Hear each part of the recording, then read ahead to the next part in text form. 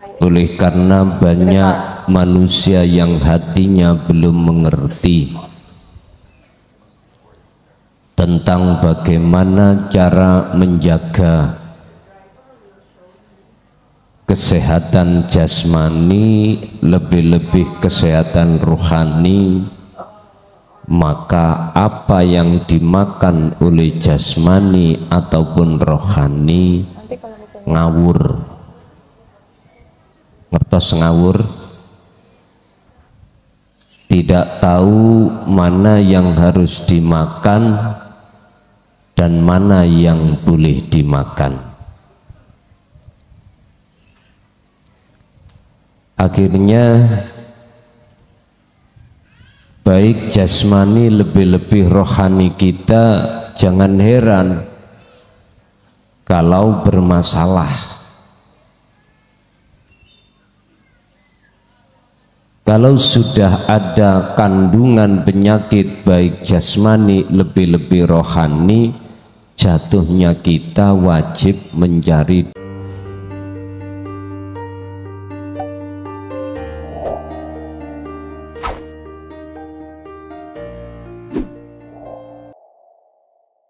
Warahmatullahi wabarakatuh.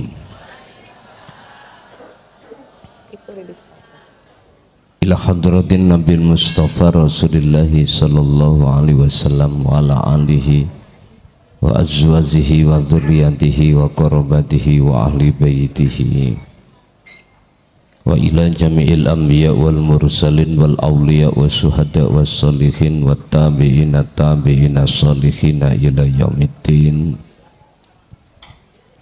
khususon ila jami'i man ta'allama fi hadzal majlis wa ghairuhum sayulillahi lana wa lahumul fatihah. You can make video. From here you can make a video.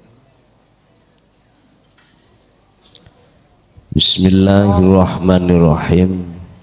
Alhamdulillah wa bihi nasta'inu ala umuri dunya waddin. Asyhadu an la ilaha illallah wa asyhadu anna Muhammadan abduhu wa rasuluh. Allahumma salli wa sallim wa barik alaihi wa ala alihi wa ashabihi ajma'in, amma ba'd.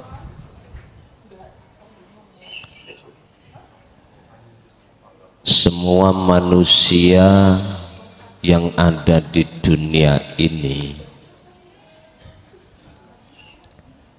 pasti akan menginginkan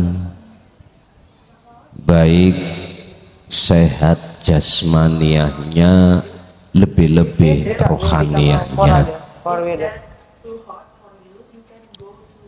Oleh karena banyak manusia yang hatinya belum mengerti tentang bagaimana cara menjaga kesehatan jasmani, lebih-lebih kesehatan rohani, maka apa yang dimakan oleh jasmani ataupun rohani ngawur. Ngertos ngawur? Tidak tahu mana yang harus dimakan dan mana yang boleh dimakan. Akhirnya baik jasmani lebih-lebih rohani kita jangan heran kalau bermasalah.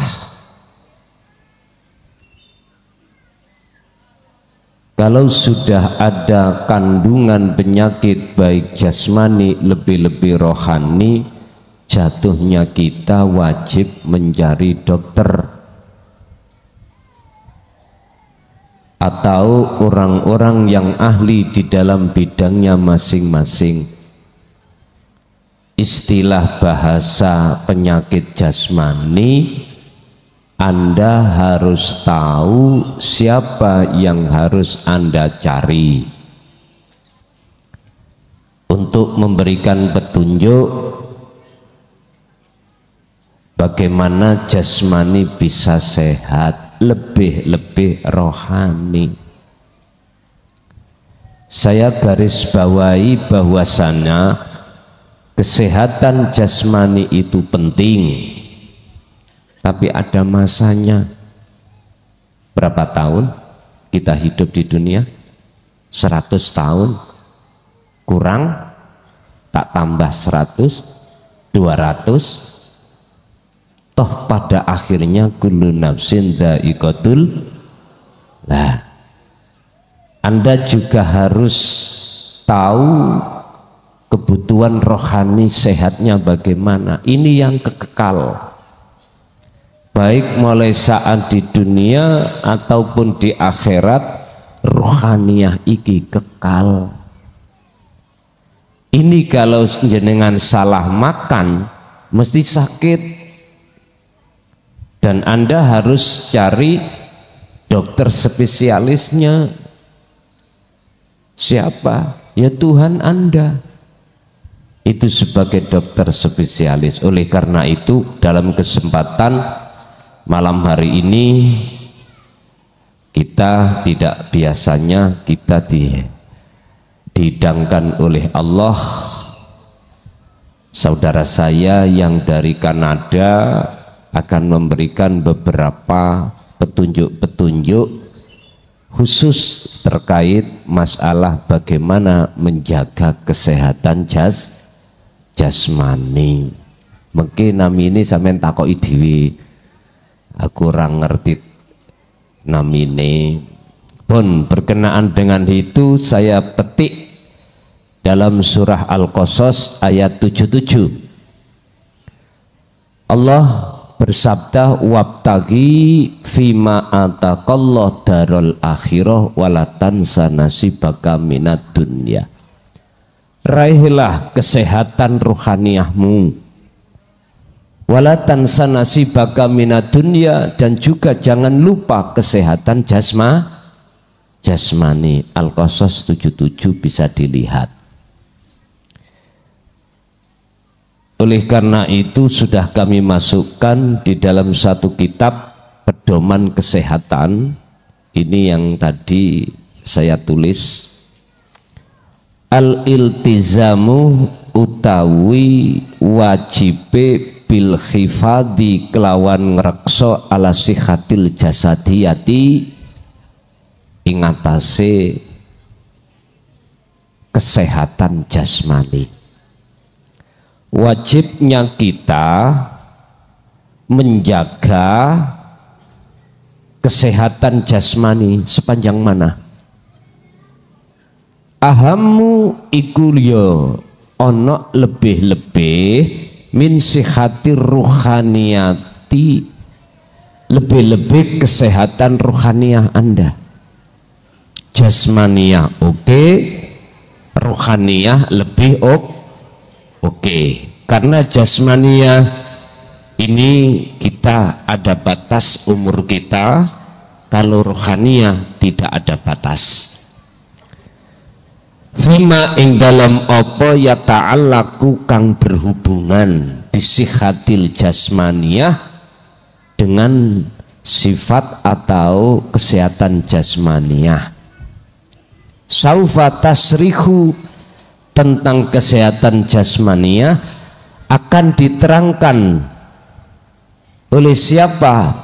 As-sayyidu Niken, yaitu ibu Niken minal Kanada, saking negara Kanada. Lho njane ono kitabe ono ngoten durung percaya sampean. Kamu alamati dunia, status mereka bisa dikatakan sebagai guru urusan kesehatan jasmani. Urusan yang lainnya mempunyai sistem lain, saya tidak bicara. Saya bicara tentang bagaimana sistem beliaunya, nanti Anda sendiri akan tahu. Masalah sing hadir niki nggih pun sepuh-sepuh, kacilik mangane nggih ngawur ya. Lah ya napa Pak Bu gak ngawur saono PPO, pumpung on. Ya udah, bon. Untuk selanjutnya amalil khifadi ala sihhatir ruhaniyah.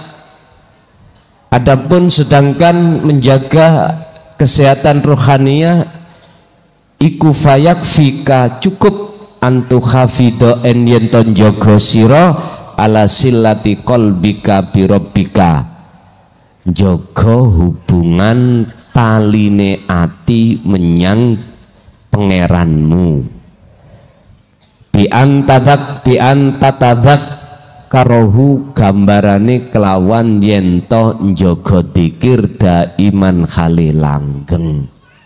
Lah niki lho Pak, cukup sederhana kalau tentang masalah menjaga kesehatan rohani adalah jogonen dikiri atimu, taline atimu, hubungan atimu terhadap Tuhanmu di segala hal aktivitas. Arti daripada zikir di sini adalah yudrikul qalbu, sadar, hatimu itu sadar, hatimu sadar annakula sayin, terhadap semua apapun yang terjadi iku yakti tekone min ilahil ahad, dari Tuhan yang maha. Sederhana toh, ati kudu sadar merasakan bahwasanya segala hal apapun itu yang mendatangkan adalah Allah Subhanahu. Loh penak toh, gak bondo obatnya, yo gak bondo disuntik, yo gak membayar. Lah iki cukup jenengan berzikir dalam segi apapun, sebab nek miturut kula luwih bahaya sakiti jiwa daripada sakiti jasmani. Sebetulnya semuanya ya bahaya, cuman nek dibanding-banding lebih berat lorone ati ketimbang lorone jasmani. Panase srengenge Pak Bu disangga wong akeh, tapi kalau panase ati lah ya wis ana kono. Iklamu annama amwalukum wa auladukum fitnah. Kita itu diuji Allah berbagai macam cara. Kadang ati loro sebab garwa ra mulih-mulih hai bengi iki. Kadang-kadang anak kita diuji Gusti Allah lewat gunung. Kadang-kadang ekonomi kita gak seret, utang banyak, wis ngelompok. Apa solusine? Percaya gak percaya mesti selesai. Wa may yatawakkal 'alallah fahuwa hasbuhu. At-Tolak ayat 3. Jikalau kau ingin semua persoalanmu itu yang rumit, susah, gaplei, gitu, ikundang selesai, serahkan kepada Tuhanmu. Terus cara menyerahkan itu piye? Ya dikira, sing dikir tak maksud di depan tadi. Jadi hatimu nggak ada niat untuk supaya selesai masalah, tapi hatimu mendekat dan bertemu Tuhan. Pun ngoten mawon gak akeh-akeh. Ya toh? Hati pun niki mengke wonten waktune piyambak sing mungkin anggene sampai ning dunya iki penting goleki kesehatan jasmani. Beliaunya nanti yang membidangi tentang hal itu. Kalau saya membidangi tentang rohaniyah, beliau membidangi tentang jasmaniyah. Mungkin bagaimana beliau sistemnya. Ingat, la ikraha fiddin, nggak ada paksaan.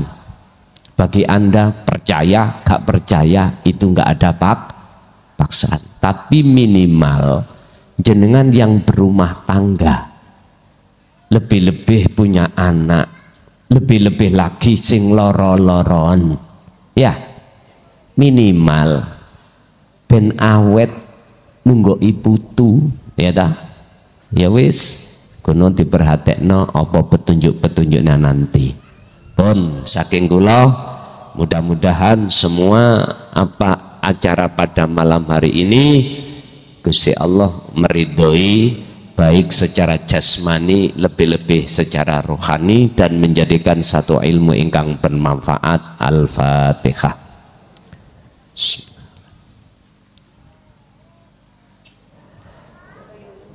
Akhirul kalam. Assalamualaikum warahmatullahi wabarakatuh. Iki piye tuh carane?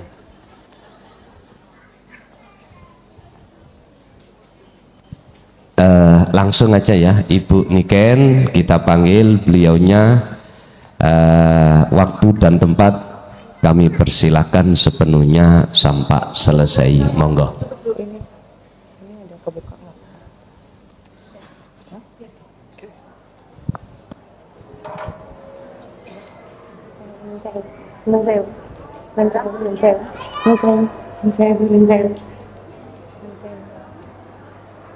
Ya. Oh, matur nuwun sangat. Wah, matur nuwun sangat. Matur nuwun.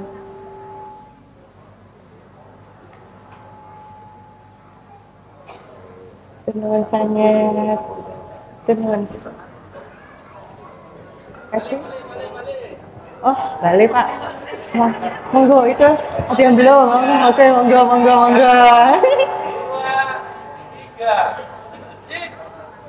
Tenun, matur.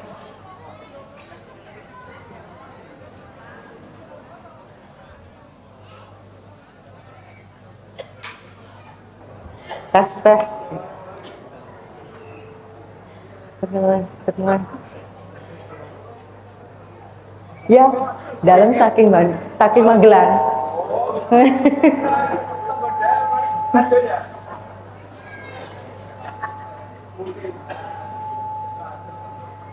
Assalamualaikum warahmatullahi wabarakatuh. Tadi belum saya sudah diwawancara oleh bapak-bapak, katanya, "Loh kok bisa bahasa Jawa?" Iya, saya memang mama saya, eyang saya semua dari Jawa Tengah, Magelang tepatnya. Papa saya Pakistan.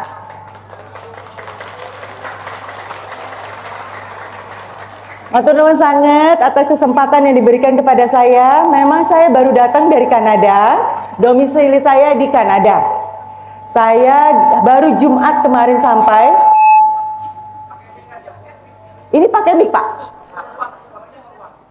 Suaranya keluar? Gak apa-apa, pakai ini aja boleh ya? Soalnya biar tangannya bisa goyang. Soalnya kalau nggak bergerak nanti kaku, nggak enak. Nggak apa-apa ya, kedengeran kan ya? Kedengeran? Oh, ya. Saya sendiri memang tinggal di Kanada karena saya punya 5 orang anak. Alhamdulillah. Usia saya udah 52 tahun.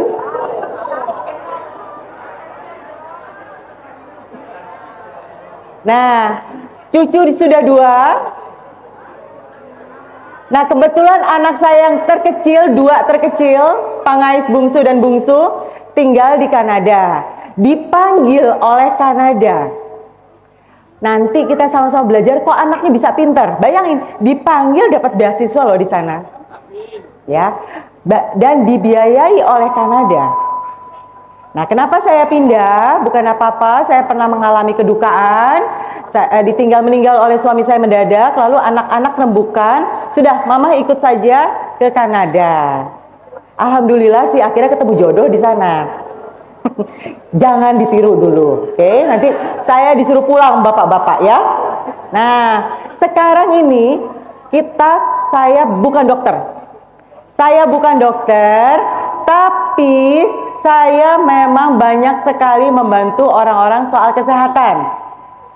Kalau yang pernah baca buku saya punya buku diterbitkan oleh Gramedia, judulnya sangat jelas, Niken, saya bukan dokter. Ya, kok nekat bahas soal kesehatan? Betul? Bukan dokter, insinyur saya. S1, S2 saya insinyur. Kok nekat bahas soal kedokteran? Karena saya punya pengalaman. Saya punya pengalaman, nanti saya ceritakan. Cuma sekarang saya tanya dulu, siapa yang tahu kontrak kita di dunia ini tinggal berapa lama?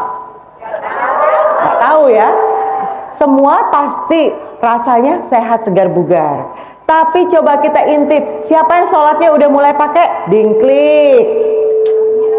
Banyak. Loh, coba ibu bapak ingat-ingat pada saat kita dilahirkan kita keadaannya sempurna nggak? Kenapa kita kembali kepada Allah dalam keadaan dedel duel? Ayo, dalam keadaan punya penyakit, hipertensi, kolesterol, dan segala macam. Kenapa? Kok nggak sayang sama Allah yang sudah ciptain kita sehat, cantik, dulu waktu masih lahirnya, kok kembalinya dalam keadaan sudah dengklang? Ayo. Mau nggak dalam keadaan sehat segar bugar? Mau. Saya punya 2 pengalaman yang membuat akhirnya saya betul-betul tertarik mendalami soal kesehatan. Dan komunitas saya sudah 6 tahun. Kalau lihat di TikTok, lihat di masuk ke komunitas saya, ada yang cancer bisa sembuh, ada yang autoimun bisa sembuh, ada yang katanya penyakit-penyakit nggak bisa sembuh, akhirnya bisa sembuh. Gimana sih ceritanya? Nah, yuk kita sama-sama lihat kenapa. Kita lanjut dulu. Next. Ini saya. Bisa dilihat muka saya paling ujung? Wah, kasihan yang di sebelah sana. Cuma 1 ya. Bisa lihat muka saya yang paling ujung? Beda enggak? Itu pada saat saya sakit 2019. Wah, Bapak jangan dilihat-lihat banget, Pak. Orang apa-apa udah tua gitu loh. Ini bukan gadis lagi, tapi kayo gadis ya. Mau? Biar suami lengket terus, oke? Nah, itu saya dulu penyakitan. Saya punya 3 penyakit. 2 autoimun, 1 cancer. Bayangin, saya pernah datang ke dokter dan dokter bilang, umur kamu tinggal 3 bulan. Kayak apa rasanya? Berani ya? Dokternya katanya kendel. Tapi benar, saya waktu itu, nah itu saya ingat sekali, saya pulang dari dokter, saya merasa nggak terima. Lalu saya iseng waktu itu belum ada ChatGPT, tapi ada ya Google. Saya Google dan saya menemukan kalau ada treatment terbaru untuk cancer. Nah, namanya adalah autophagy. Saya balik lagi ke dokter, dok, ini ada nih treatment terbaru, saya mau yang ini aja. Tapi waktu itu dokternya belum kenal. Udah, kamu tuh tinggal 3 bulan aja ikutin treatment kita, nggak usah macem-macem. Akhirnya saya nggak terima, saya banyak baca buku yang sayangnya memang bukunya berbahasa non-Indonesia. Jadi saya belajar baca dari bahasa Jerman, bahasa Inggris, saya baca semua. Lalu akhirnya juga ikut komunitas. Dan alhamdulillah bisa berdiri seperti ini. Tadinya saat itu saya kemana-mana sudah pakai kursi roda. Saya udah nggak bisa jalan. Gimana coba bisa sembuhnya? Ini bukan ilmu mengada-ngada. Autophagy yang tadi saya sebut itu menang Nobel. Tahu kan ya Nobel? Nobel itu suatu penghargaan tertinggi yang kebetulan untuk kesehatan menang Nobel. Tapi sayangnya di Indonesia nggak ada yang tahu. Karena apa? Karena salah kita. Lah kok salah kita? Dokternya kok nggak tahu kok salah kita? Ada yang tahu kenapa? Kenapa? Ayo. Kita ini banyak banget orang sakit. Kapan dokternya untuk ada kesempatan untuk belajar? Ayo. Ya kan? Kita mau ke dokter jam 7 baru masuk jam 11. Jam 12. Kadang baru sore. Karena kebanyakan orang sakit, akibatnya dokternya enggak belajar. Nah, yuk di sini tugas saya, alhamdulillah berkenan dipanggil ke sini, boleh berdiri di sini untuk mengajarkan Bapak Ibu, yuk kita sehat. Bisa dari rumah. Nah, next lagi. Ini udah jelas ya, ini saya sekarang, saya kalau lagi ke Indonesia kemana-mana saya selalu memberikan seminar gratis kemana-mana. Ini baru 2 hari yang kemarin saya di Gramedia Surabaya. 2 hari sebelumnya saya di Departemen Keuangan. Selalu.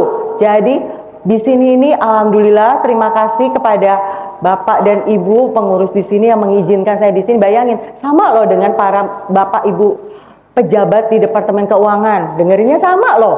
Hebat kan? Hebat sekali loh. Katanya, wah Mbak Niken ke Mojokerto. Banyak yang bilang gitu di Facebook saya. Itu kan kota kecil. Ya nggak apa-apa. Kita sama-sama belajar. Nggak terlalu pengaruh orang kota kecil atau enggak ya. Nah lanjut lagi. Sekarang saya mau cerita dua orang yang memberi motivasi kenapa saya belajar soal kesehatan. Saya pada saat usia 17 tahun ditinggal meninggal oleh papa saya. Masih 17 tahun. Lagi kinyis-kinyis, ditinggal meninggal. Pasti ibu-ibu, bapak-bapak ingat kalau anak perempuan idolanya siapa? Betul. Pahlawannya tuh bapaknya. Jadi saya waktu ditinggal meninggal luar biasa patah hatinya. Meninggalnya setahun sebelum meninggal itu udah ketahuan sakit.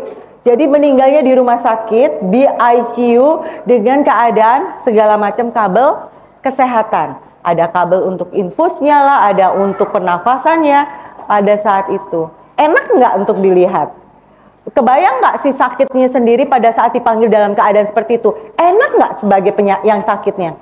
Kalau kita ditinggal meninggal, ya besoknya tinggal sholat lagi, lanjut lagi. Tapi kalau udah saat terakhir, datang menghadap Allah dengan keadaan yang tidak rasanya, duh, saya lagi dalam tiduran aja. Padahal harusnya lebih enak lagi, itu. Nah, pada saat saya belajar sekolah di Jerman, saya mengetahui, oh ternyata penyakit papa saya bisa dicegah 10 tahun sebelumnya. Rasanya muangkel banget, ya enggak?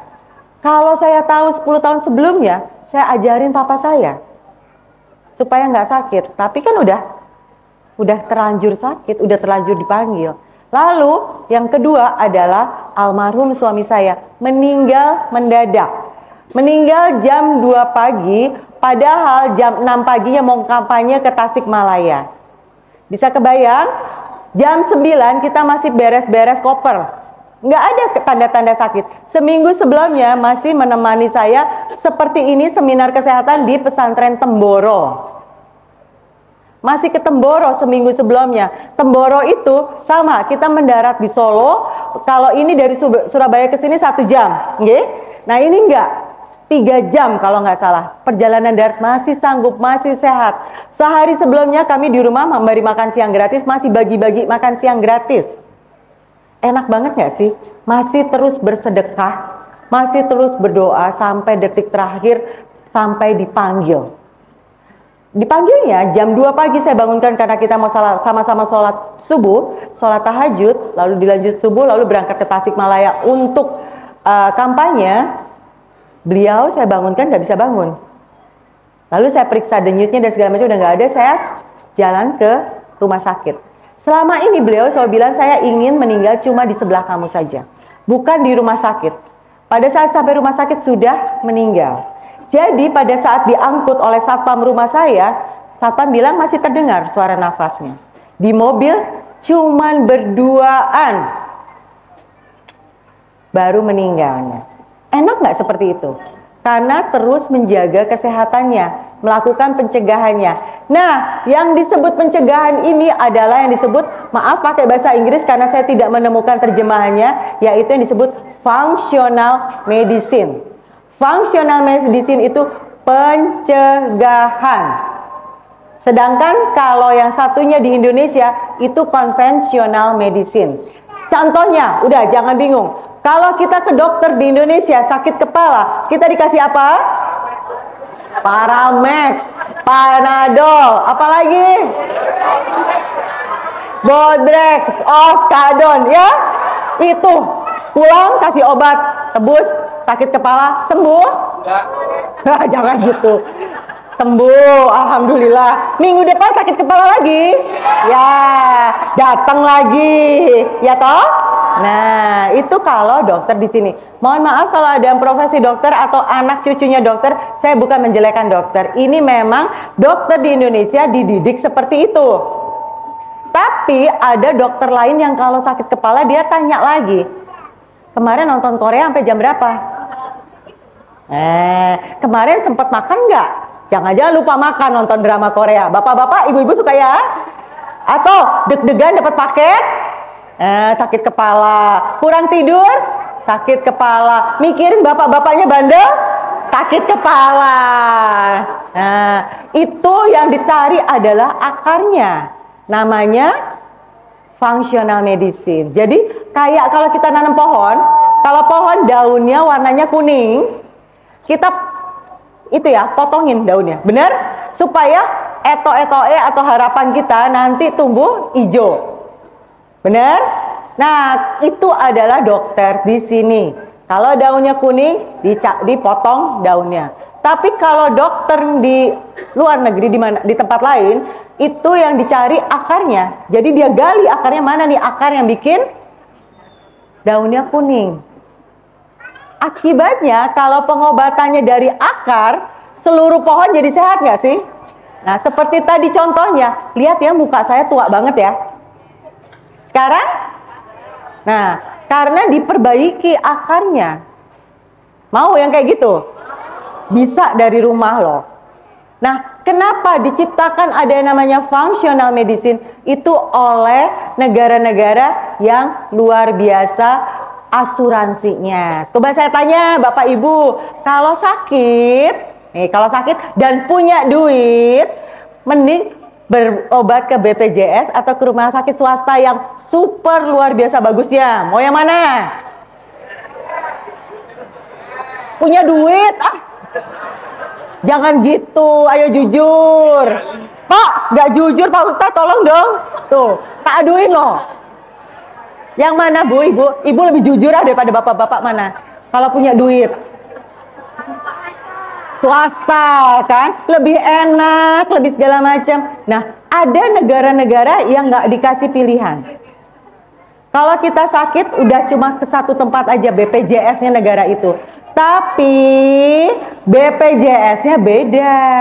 Bayangin, di sana ada orang Indonesia yang udah sakit liver, udah sakit ginjal. Kemana-mana sudah nggak bisa jalan, nggak punya mobil. Kalau di sini gimana? Udah nggak bisa jalan, nggak punya mobil, terus gimana?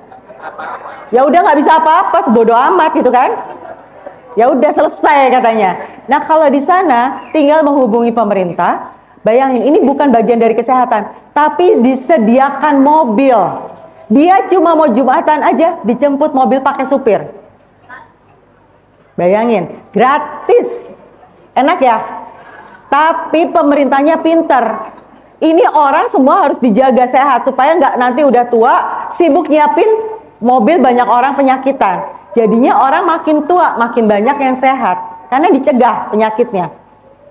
Makanya kalau kita lihat, kok bule-bule kayaknya lebih awet muda ya. Kita udah umur 50 udah nunak-nunuk ya. Atau 60 udah mulai dipegangin.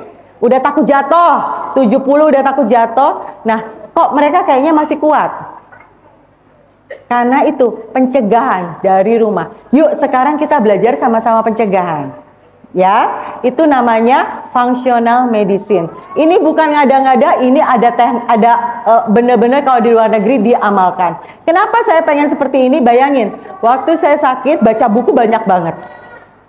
Banyak baca buku, tapi kan sayang kalau ilmunya cuma di kepala sendiri. Jadi bagi-bagi.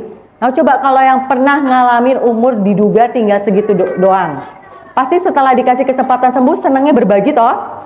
Nah, jadi yuk kita sama-sama belajar ya. Nah, kalau yang misalnya nanti ada pertanyaan, ini karena banyak sekali pesertanya, bisa misalnya lihat saya di TikTok, bisa tanya di sana. TikTok saya Niken Tantio Sudarmono.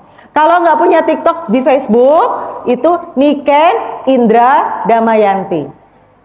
Nama kecil saya. Ya. Jadi sama-sama kita belajar. Lah kok namanya beda? Iya, karena dari dulu saya nggak boleh sama almarhum suami untuk pakai nama pribadi. Almarhum suami takut kalau dikira saya belum punya suami. Jadi saya pakai nama almarhum. Sampai sekarang masih pakai di TikTok. Ya. Mungkin tadi ada yang tanya, kok Sudarmono? Siapa itu? Sudarmono betul, wakil presiden zaman dulu, zaman Orba, itu mertua saya. Ya. Yuk kita lanjut. Nah, kesehatan itu Salah satu yang paling penting, ini banyak tapi nggak usah kita bahas. Kita ini senangnya puasa, ya benar? Puasa Senin Kemis, puasa Daud, puasa Ramadan. Suami mau naik jabatan puasa, anak mau ujian puasa, semua kita puasain. Ada yang berani bilang puasa itu nggak sehat? Iya, betul sekali. Puasa itu sehat. Puasa itu ajaran agama yang mengajarkan untuk sehat. Tapi kok negara kita banyak yang sakit? Apa, Pak? Betul. Mangannya salah. Ayo, ngawur. Ngawurnya kayak gimana? Gitu. Oh, Pak, kalau lihat makan saya ngeri loh. Makan saya juga banyak. Tapi kok bisa sehat? Nanti kita belajar ya, makanannya gimana. Jadi, kita itu sebetulnya udah dikasih anugerah sama Allah. Kita ini diberi kemudahan puasa. Tahu nggak susahnya saya waktu di Kanada mengajarkan orang-orang puasa? Susah banget. Banyak yang nggak paham puasa itu harus gimana. Mereka nggak diajarkan dalam hidupnya, sedangkan kita diajarkan. Nah, kan tinggal dikit lagi, puasanya sudah, sekarang kita belajar makannya. Apa yang harus dimakan? Yuk kita lanjut lagi. Sorry, ini kepotong sedikit ya. Bisa balik lagi sebentar. Ini agak kepotong. Nah, kita suka dengar ya sekarang yang disebut dengan stunting.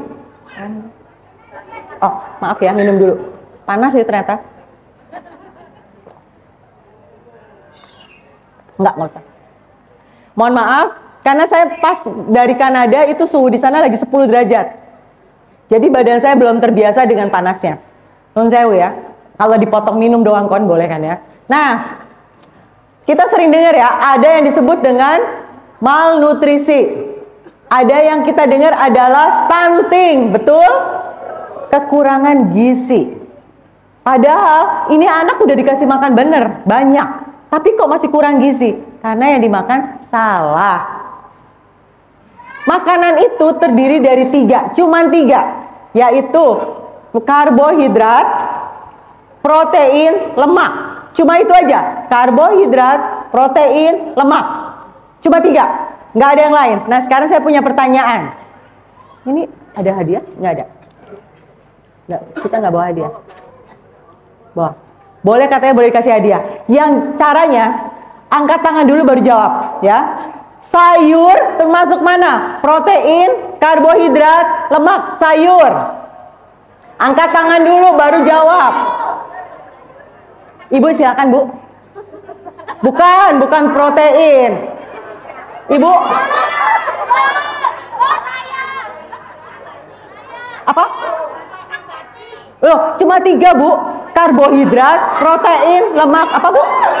Lemak, sayur. Bukan, Bu. Udah, stop. Udah salah semua. Orang tinggal 1 jawabannya. Dah. Oh. Ya. Tuh, ada hadiahnya. Tapi salah semua. Udah. Tinggal 1 loh. Tinggal 1 jawabannya. Udah. Gak mau nanti ya. Sabar. Gimana sih? Lanjut ya. Sayur itu karbohidrat. Jadi kalau ada yang bilang, saya sudah nggak makan karbohidrat, makannya apa? Ngelongso aku. Sama aja makan karbohidrat, ya kan? Lah, ada juga yang bilang, saya udah nggak makan nasi. Sarapan tadi pagi apa? Bubur ayam, ayo. Nah, lontong sayur. Oke, sayur itu karbohidrat. Ayo diam semua kan? Buah itu karbohidrat. Protein itu daging, telur. Ya, apa? Bebek. Tempe, tahu tempe, betul. Nah, itu protein. Lalu lemak, gaji, kikil, jeroan. Tadi saya dikasih kepiting. Alhamdulillah, terima kasih. Nah, itu lemak.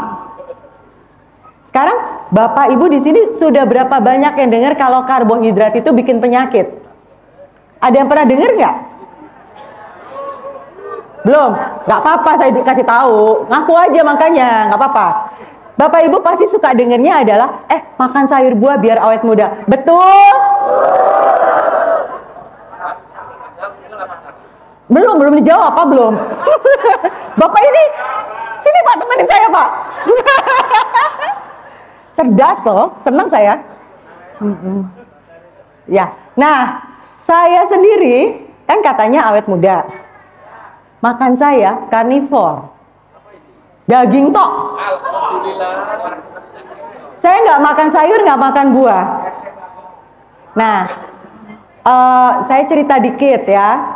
Ada negara yang sekarang lagi tidak boleh penduduknya makan sayur buah, kembali ke makan protein dan lemak. Negara Amerika. Tapi kan dia udah ada banyak petani kan? Dikirim kemana hasilnya? Ke Indonesia. Jadi kalian itu lagi dibohongin, ya kan? Nah, sekarang kita lebih pintar. Nanti kalau dia bilang, waduh mahal. Aduh, Bapak Ibu tinggal di sini tuh enak banget loh. Tinggal pelihara lele di ember, bisa toh? Nah, sehat. Pelihara ayam di halaman masing-masing. Jagungnya kirim aja ke tempat lain ya. Ya kan? Atau nanti makan karbo, nanti saya jelaskan gimana caranya supaya tetap dibuang sama tubuh kita. Lanjut dulu ya. Jadi kita udah tahu 3. Protein, lemak, karbo. Ya. Dan saya sendiri tidak makan karbo. Kenapa? Daging, kambing. Nah, tapi puasa saya kenceng. Nah, Bapak Ibu kalau bilang, wah mahal itu, ya makanya sekali aja puasa. Sehat loh. Ya lapar, lemes. Enggak. Kadangkala lapar, lemes itu hanya karena Ibu Bapak pinter banget mindset. Bapak bisa bahasa Inggris, Pak? Ya dikit ya, tapi jago loh, Pak. Mindset katanya Bapak. Ada yang ngerti artinya mindset? Kalau nggak ngerti tanya Bapak ini. Mindset katanya, benar. Cuma di otak doang. Aduh, belum makan nasi, belum kenyang. Siapa itu? Ya itu dia. Nah, jangan sampai penyakit dulu. Siapa yang orang tuanya diabetes? Lalu semua orang bilang, oh itu kan penyakit turunan. Enggak, bukan penyakit turunan. Siapa yang hipertensi?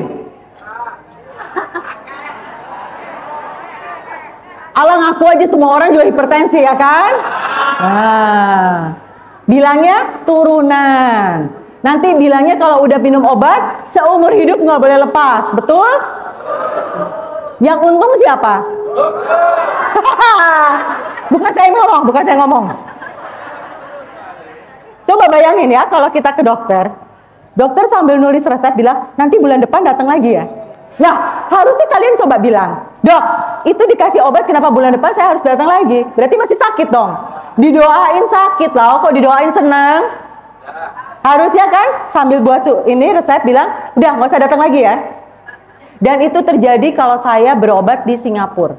Kalau saya berobat di Singapura, itu dokternya akan bilang, saya waktu itu iseng datang lagi karena takut tumbuh lagi penyakitnya. Dokternya bilang, ngapain datang lagi? Kamu kan udah sehat. Disuruh pulang. Bukan dokter kayak di sini. Sebulan kita males, bulan depan datang lagi dimarahin. Gimana sih bulan lalu kok nggak datang? Siapa? Ayo, dimarahin dokternya. Nah, dimarahin sama dokter karena bulan lalu absen nggak datang. Nah, kan kesel. Ya. Ya kan. Pokoknya kita jangan nuduh dulu. Yang penting sekarang kita pinter dulu ya. Ya, yuk kita lanjut. Nah ini ada 3 buah jenis makanan yang tadi saya jelaskan. Protein, lemak, dan karbo. Ini kalau kayak gini nih di luar negeri udah jadi bahan pelajaran anak-anak. Sayangnya di sini belum, nggak apa-apa. Kita sekarang belajar ya. Nah protein sama lemak itu penting. Karena tubuh kita tidak bisa membuat protein, tidak bisa membuat lemak. Jangan salah ya, jangan bilang, aduh ini kekakean lemak ya. Salah. Lemak yang di perut itu bukan lemak yang saya omongin. Kita makan lemak tidak buat tubuh berlemak. Yang buat tubuh berlemak itu karbohidrat. Ya, jadi kalau ngerasa aduh ini sudah mulai gendut, aduh ini kok badan aku kok makin lama makin gemuk, itu coba lihat nasinya berapa piring. Nggak apa-apa nasi nggak banyak kok, Bu Niken Indomie. Ayo, kan? Atau jangan salah, diabetes juga banyak yang kurus. Loh, Bapak tiba-tiba kurus? Iya, kena diabetes. Ayo, tersinggung? Sedikit. Nggak apa-apa ya? Diabetes kering. Bapak pinter banget, Bapak dokter jangan-jangan. Oh, mantan dokter. Kasihan. Nah, jadi bisa dibayangin ya. Kalau kita makan itu selama ini kita makannya nasi, lemak sama proteinnya dikit. Padahal dua itu yang dipentingin tubuh. Karbohidrat itu tubuh kita bisa buat. Tubuh kita bisa buat karbohidrat. Pada saat kayak saya 6 tahun gak makan nasi, tubuh saya gak pernah lemes. Karena tubuhnya udah bisa buat karbohidrat sendiri. Hebat ya Allah tuh. Nah, kita tubuhnya bisa buat karbohidrat, lah kok kita tambahin lagi? Ya surplus, ya kan? Udah, Tuhan tuh udah nyiptain sesuai, secukupnya kebutuhan tubuh kita si karbohidratnya. Lah ditambahin lagi, akhirnya makanya penyakitan. Ya, jadi makan yang benar itu protein dan lemak. Sayangnya kita ini kalau habis puasa berbukalah dengan yang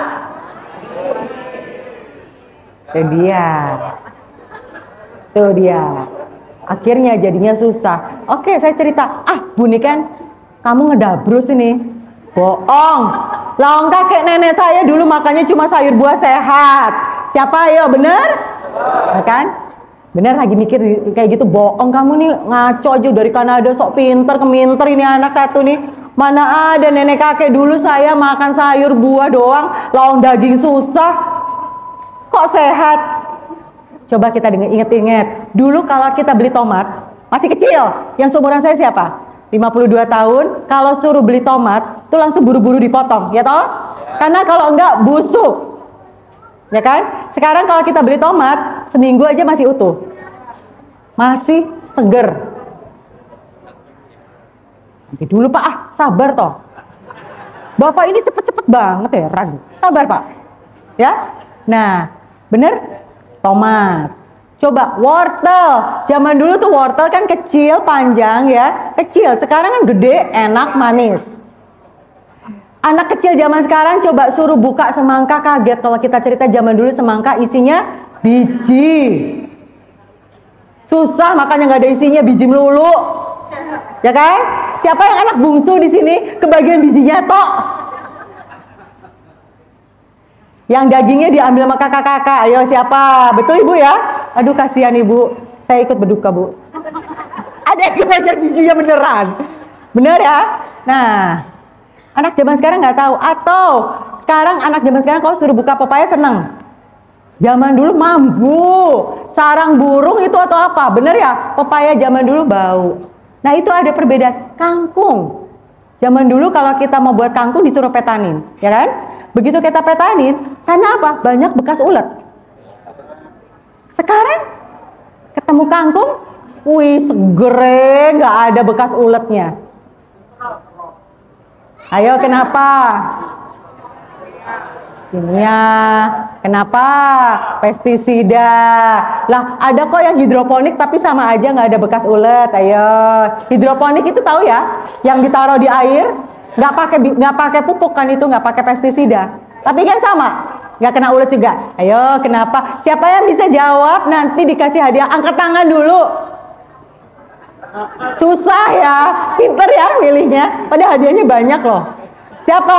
Siapa yang bisa jawab? Bukan pestisida, karena udah terbukti hidroponik. Bapak, iya kenapa Pak? Ya Pak, kimia kan pestisida Pak, bukan? Bukan. Ya, Apa Pak?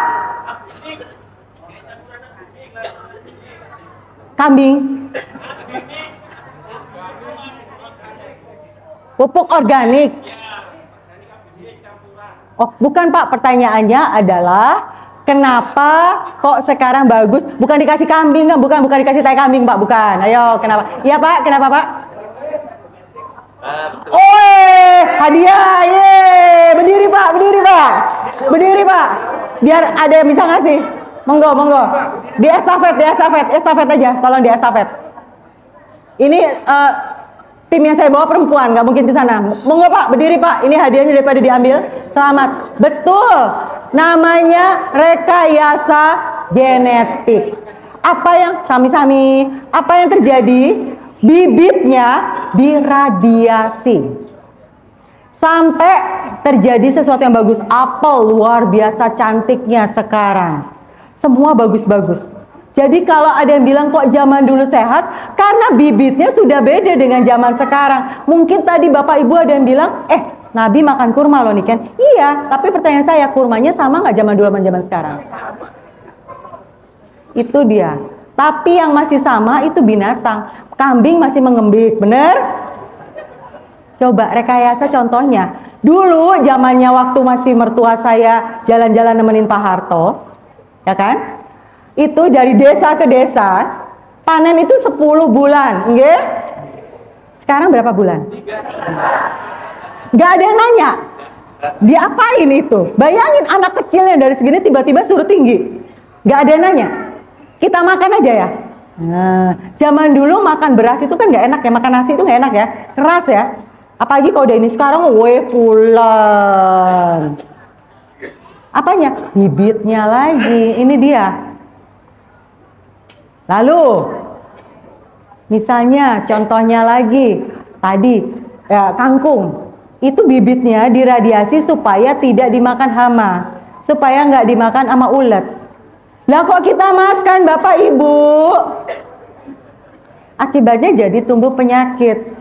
Jadi memang perbedaan. Nah sekarang mungkin Bapak Ibu di sini waduh sawahku, waduh ini nggak apa-apa. Kita itu makannya dikit aja. Dibalik sekarang yang banyak protein sama lemaknya. Mulai pelihara ember, ada lelenya. Mulai punya ayam, mulai makan sendiri dari situ dulu ya. Jadi kita udah sekarang udah makin paham ya, kenapa zaman dulu sehat sekarang nggak sehat. Oke, lanjut ya.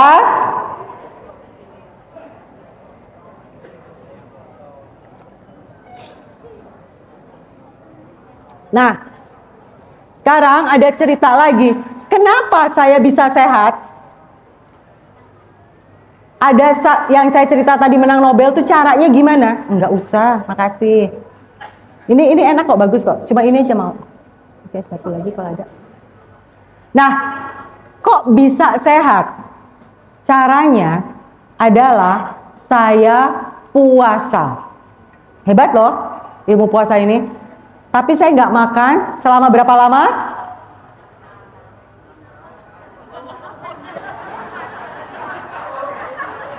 Bu, itu namanya tindakan bunuh diri, Bu. Masa 6 tahun saya nggak makan, aduh Ibu. Enggak? Ayo. Ini saya kasih tahu ya, ini yang menang nih namanya Yoshinori Osu. Lanjutnya nih ada, tapi saya lupa namanya. Nah, dia menang Nobel, namanya autophagy. Autophagy itu apa? Sel kanker dimakan sama sel yang sehat. Ini sel kanker dimakan sama sel ya. Caranya gimana? Sel kanker itu makanannya apa? Gula, karbohidrat. Betul, saya stop makan karbohidratnya. Tapi dia juga bisa makan, tubuh kita kan bisa menghasilkan karbohidrat lagi. Bisa menghasilkan ini. Nah, saya stop semuanya. Jadi saya tidak makan dari terus-terusan. Gak ada kayak puasa Ramadan yang ada sahur, ada buko. Ini gak terus-terusan. Tidak makan selama 1 bulan penuh. 1 bulan penuh saya hanya minum sama suplemen, sama elektrolit, itu doang. Dan itu kansernya waktu saya datang ke dokter lagi hilang abis. Nah, ada caranya, itu namanya. Nah, itu sebetulnya bisa terjadi kalau tubuh kita siap. Jangan Bapak Ibu besok langsung ikut-ikutan. Harus ada pertahapannya dulu. Tapi itu caranya. Jadi, cara menyembuhkan kanker itu salah satunya puasa. Puasa bagus banget. Tapi yang dimakan apa?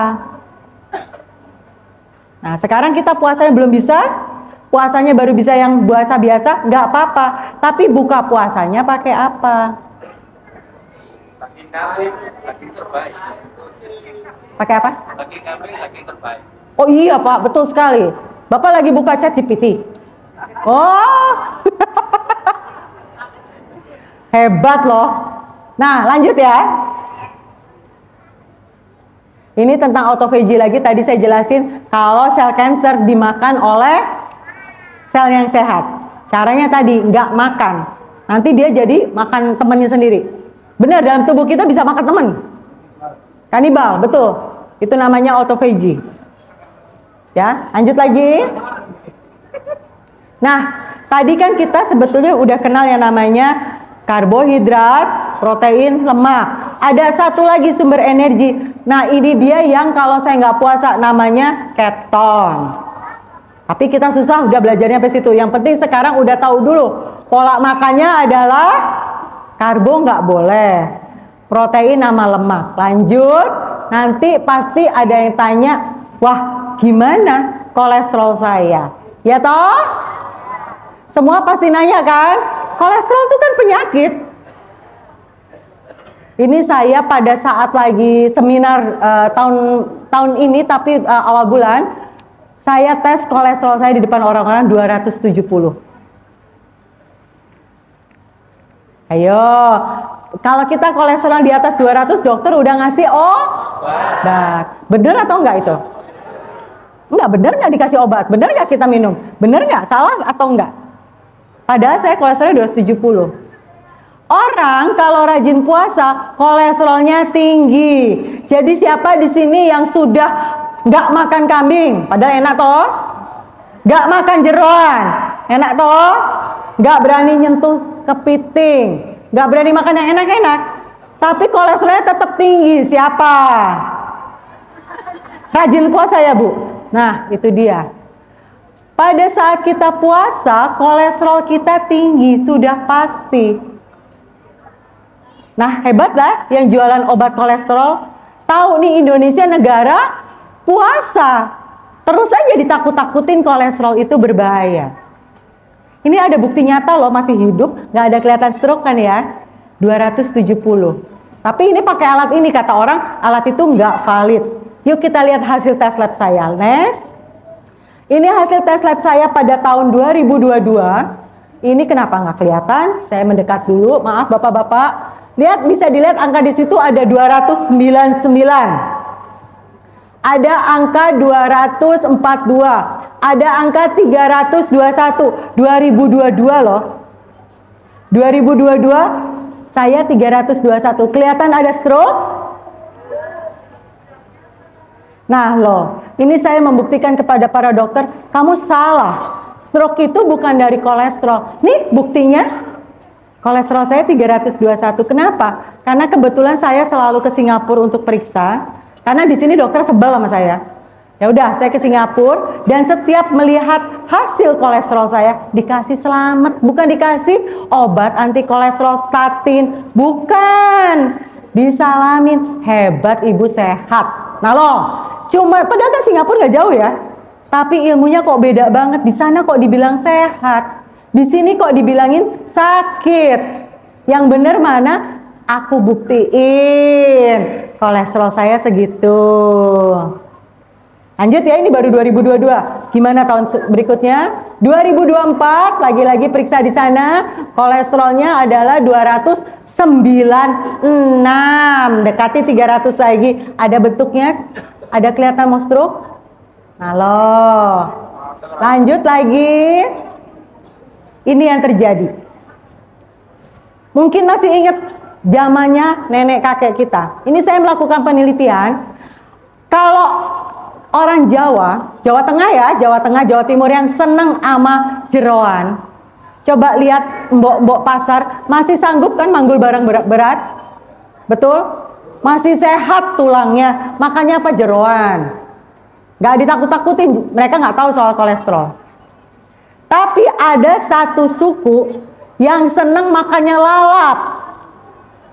Pada saat sholat, mereka lebih ringkih ininya. Lebih gampang kesemutan, bener. Bapak punya apa dengan orang Sunda, Pak? Curiga saya, Pak. Ngumpet gak mau denger. Ya kan? Kalau orang yang tinggal di tanah Sunda, yang seneng makan lalap, itu biasanya lebih gampang sholat itu udah pakai dingklik. Nenek-nenek kita yang orang Jawa yang makannya jeroan lebih sehat. Masih bisa manggul. Nah ini sekarang di Jawa ini ikut-ikutan makan lalap. Aduh. Padahal zaman dulu udah sehat. Zaman dulu tahun 1950 kolesterol di bawah 400 itu dianggap normal. Sampai 400 loh. Dianggap normal. Lalu tahun 70 mulai deh turunin 300.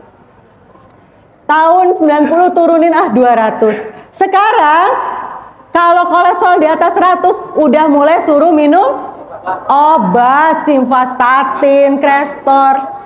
Ayo, saya 325. Kayak gini bentuknya, nggak kena obat kolesterol.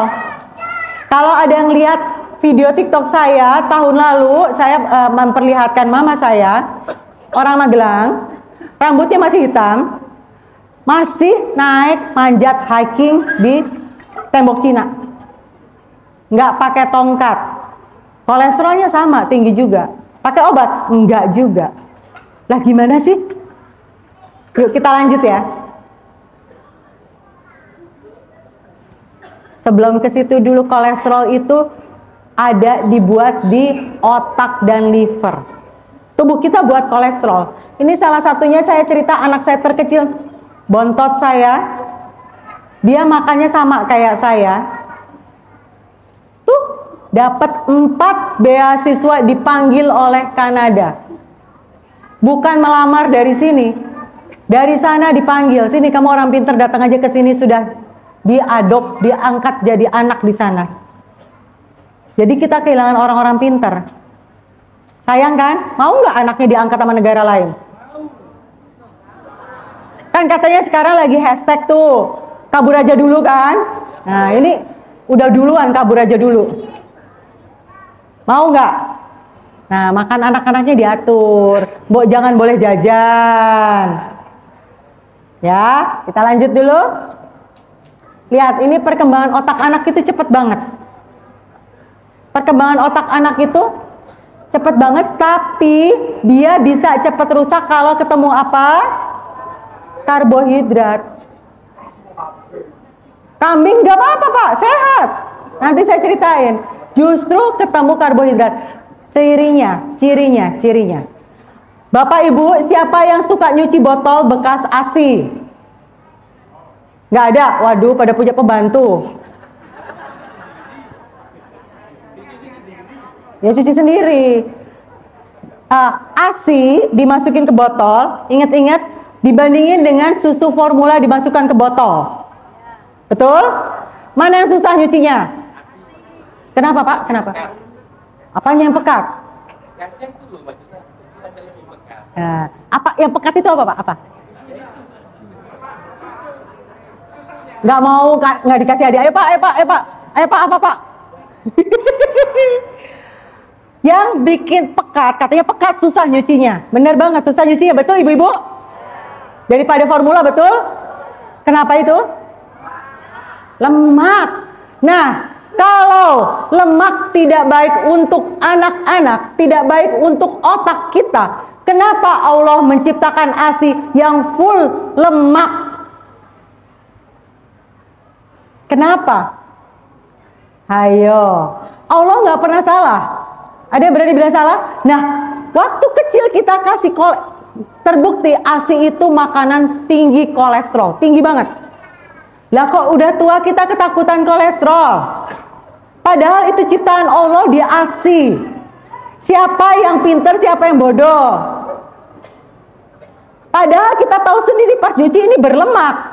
Nggak kepikir kan? Lah, kok anak saya kasih lemak? Ayo, kenapa? Makin tua makin, jangan-jangan itu berlemak? Padahal anak kita kasih lemak, begitu anak masuk ke susu formula, kita kasih apa?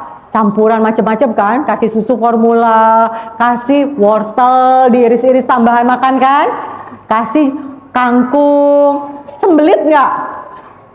Ya kan? Waktu anak masih ASI nggak ada sembelit-semblitnya, gampang masuk keluar, betul?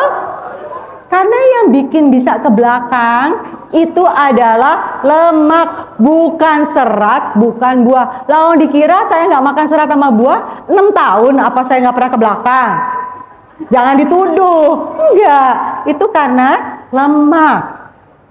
Kalau nggak percaya nanti coba aja glegek-glegek lemak kalau nggak langsung ke belakang. Buktiin. Kalau saya senang buktiin, jadi dokter-dokter yang marahin saya bilang, lah udah saya buktiin. Salah satunya saya buktiin kolesterol saya tinggi. Salah satunya saya buktiin anak-anak saya kasih makannya tinggi lemak, pinter-pinter otaknya. Anak ketiga ke Belanda, anak keempat Kanada, anak kelima Kanada. Mau? Nggak keluar duit loh. Nah, jangan dikasih makan karbo. Waktu ASI dikasih makannya lemak. Sekarang kan nggak mungkin kita kasih ASI lagi kan? Nah, coba kita buat sesuatu yang mirip ASI. Ya kan? Karena itulah yang diciptakan Allah untuk anak-anak, untuk otak anak. Lanjut. Nah, siapa yang kalau lihat otak nggak mau makan karena berlemak? Jangan dimakan, itu lemak, betul? Karena memang 60% lemak tubuh kita itu isinya ada di otak. Bukan di perut, ibu-ibu ya. Di otak.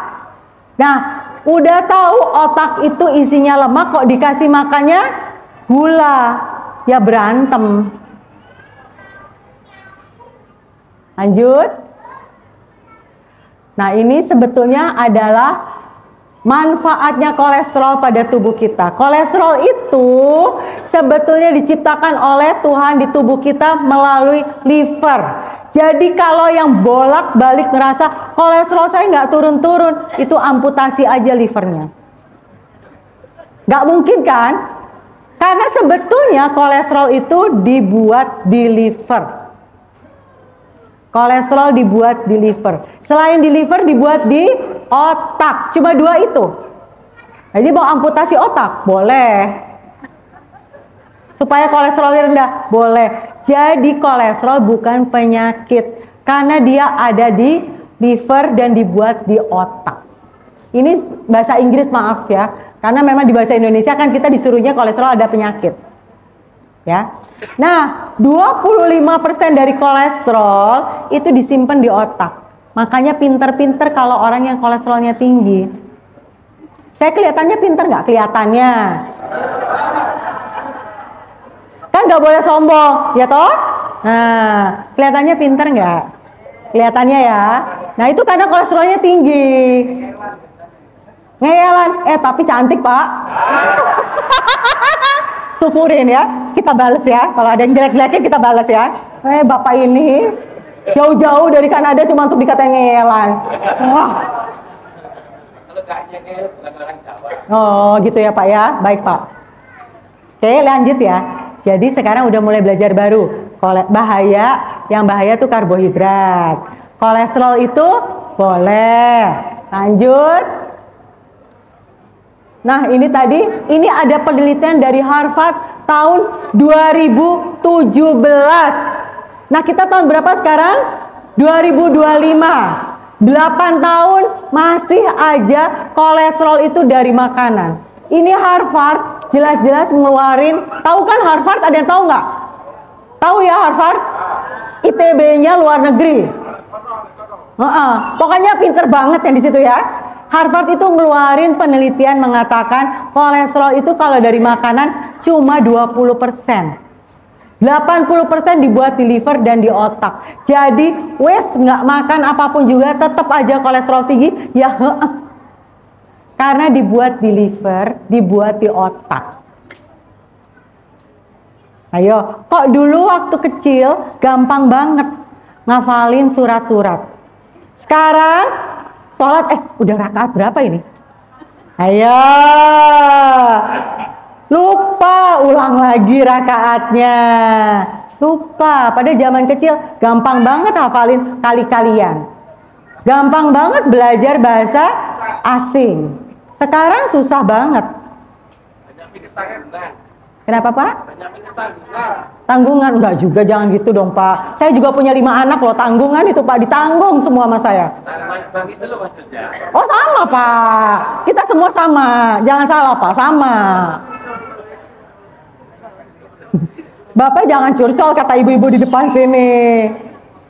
Ya, jadi bukan karena kita makin tua, bukan karena kita makin banyak cicilan di bank, bukan. Tapi karena makan kita makin takut sama lemak. Akibatnya mulai pikun. Itu salah satu cirinya. Tiba pagi mau ngomong terus tiba-tiba, aku mau ngomong apa tadi? Mau ngomong apa ya? Ya enggak tahu. Aku mau ngomong apa? Masuk ke ruangan, mau ngapain dia di sini? Ayo, masuk ke ruangan lupa. Kunci taruh mana tadi? Baru keluar rumah, kompor udah dimatiin belum tadi? Ya kan? Nah, itu dia. Salah satu cirinya kita udah mulai ketakutan sama lemak. Salah satu penyakit gara-gara kolesterolnya rendah itu adalah pikun. Jadi coba colek teman-temannya yang pikunan, kamu makan nasinya berapa banyak? Kamu pernah makan lemak nggak? Pasti nggak. Nah, anak-anak ini saya itu yang khawatirnya, anak-anak katanya pengen Indonesia emas ya, bukan Indonesia cemas kan? Nah, tapi mau dikasih makannya apa? Nah, nanti anak-anak jadi otaknya juga seperti itu. Yuk kita perbaiki, lanjut ya. Ini soal bukunya, kita lanjut aja. Nah, ini ada penelitian terbaru justru yang ngatain, kan kita tahu ya, kolesterol itu katanya ada 2 jenis. Kolesterol baik dan kolesterol buruk, jahat ya kan? Yang katanya kolesterol jahat itu LDL. LDL bener. Pokoknya katanya ada kolesterol baik sama kolesterol jahat. Nggak ada. Ceritanya, kolesterol itu kan dibuat di liver. Lalu dia perlu jalan ke tubuh kita, karena tubuh kita perlu kolesterol. Jalannya itu pakai Gojek. Gojeknya kalau dari liver itu namanya LDL. Jadi bukan kolesterol jahat. Nanti dari sel balik lagi ke liver itu namanya HDL. Jadi dua-duanya LDL, HDL itu baik semuanya. Ya, LDL, HDL itu baik semuanya. Lanjut. Nah, gimana kalau ada yang pasang ring? Katanya karena kolesterol. Balik lagi sedikit. Nah, katanya ada kolesterol. Ini ada dokter di luar negeri yang melakukan penelitian pembuluh darah kita yang ada penyumbatan sama dia diiris. Dibuka isinya. Apa sih isinya penyumbatan itu? Isinya adalah kalsium. Bukan kolesterol. Kalsium. Makanya kalau di Jakarta sudah mulai, bagi yang ingin tahu ini kalsium penyakitnya ada penyumbatan atau enggak, itu diperiksanya adalah, nama pemeriksaannya kalsium, pengecekan kalsium. Jadi bukan pengecekan kolesterol untuk tahu berapa banyak sumbatannya. Nah, makin ketahuan lagi ya kalau kita ilmunya salah. Lanjut. Ini yang tadi jalan kolesterolnya, lanjut lagi. Ini juga masih yang tadi kurir. Jadi jangan salahin kurir ya. Lanjut.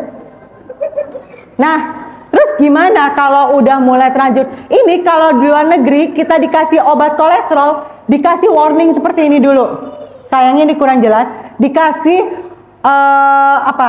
Warning itu bahasa Indonesianya apa, Pak? Peringatan, maaf lupa. Tuh kan, gara-gara kebiasaan pakai bahasa Inggris tiap hari. Nah, peringatan. Jadi kalau di sini kan nggak dikasih statin langsung suruh minum ya. Nanti bulan depan datang lagi, dokternya tanya, udah diminum belum obatnya? Belum dok, dimarahin kan? Dikasih double, suruh minum lagi lebih banyak. Yang untung yang jualan statin, sebetulnya dibuat oleh liver kita loh. Nah, ini sebetulnya selalu dikasih, kalau kita minum statin itu masalahnya adalah di liver. Ya iya dong, karena diproduksi oleh liver. Kalau kita terus-menerus menekan kolesterol, liver kita yang akan sakit. Makanya banyak orang yang sakit liver. Lalu yang berikutnya lagi adalah diabetes. Jadi kita dapat penyakit baru. Yang berikutnya lagi adalah pegal-pegal. Siapa yang bangun tidur pegal-pegal? Aduh banyak. Coba cek minum obat anti kolesterol. Nah, dari situ juga pegel-pegelnya. Lalu mulai pikun. Lalu siapa yang rasanya nguap terus? Duh, kalau udah jam 3, aduh habis makan ngantuk. Ayo.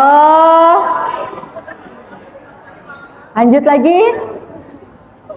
Nah, ini juga bahayanya obat kolesterol, sampai diterbitin buku loh. Sayangnya nggak boleh diterjemahkan dalam bahasa Indonesia. Sayang sekali. Ini penjelasan 2 buku yang ngarang dokter menjelaskan betapa bahayanya obat anti kolesterol. Lanjut. Nah, mungkin ada di sini bilang, tapi nih kan kolesterol saya tinggi, ininya saya sakit. Betul? Pegel di tengkuk. Itu bukan kolesterol. Itu namanya trigliserid. Disuruh periksa nggak? Enggak. Yang diperiksa cuma kolesterol doang, trigliseridnya nggak diperiksa. Padahal kalau ininya pegel, itu trigliseridnya yang bermasalah. Kenapa tuh? Trigliserid itu diciptakan oleh karbohidrat. Nah loh. Kenapa? Ya stop. Susah. Susah ya? Nggak susah. Nah, tapi kolesterol kita itu bisa mampet. Kolesterol bisa mampet kalau ketemu gula sama trigliserid. Jadi gulanya harus direndahkan. Jadi kalau mau kolesterol kita tinggi supaya tetap nggak pikun, supaya tetap kulitnya kencang. Kulit kencang itu salah satunya kolesterol loh. Supaya nggak keriput, supaya nggak ada flek, yang kalau keluar rumah takut dulu kalau belum pakai bedak. Kalau belum pakai bedak rasanya takut, malu, ada pulau Kalimantan, ada pulau Sulawesi, ya. Ibu-ibu paham, bapak-bapak nggak paham, ya kan? Nah, padahal dulu waktu SMA berani ya keluar rumah tanpa bedak. Nah itu livernya masalah, ayo perbaikin. Lanjut.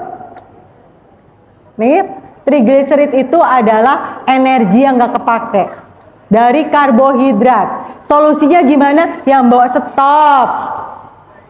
Susah stop, pelan-pelan. Bisa ajak sekeluarga rame-rame. Atau jangan sediain dulu di rumah.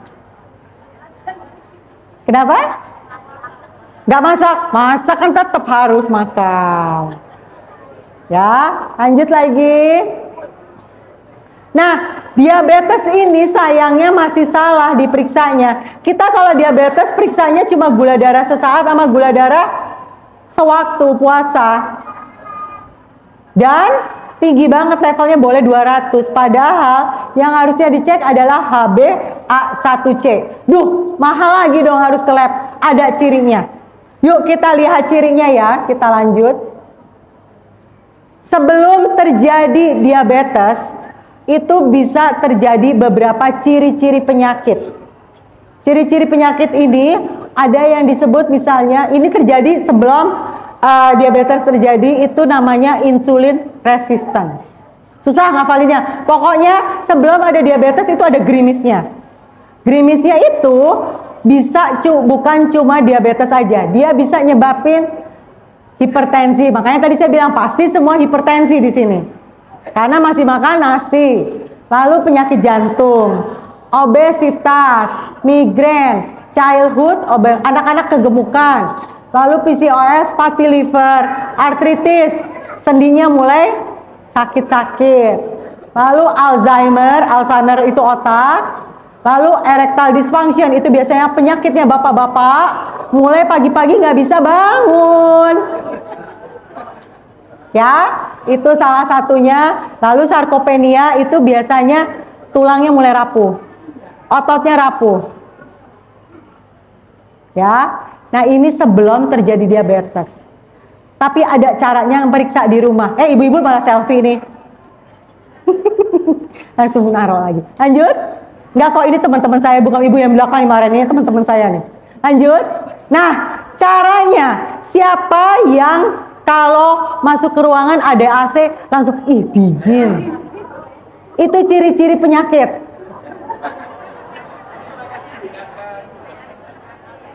Ayo, karena pada dasarnya manusia itu harusnya tahan dingin. Tadi saya barusan cerita, saya meninggalkan Kanada tuh suhunya 10.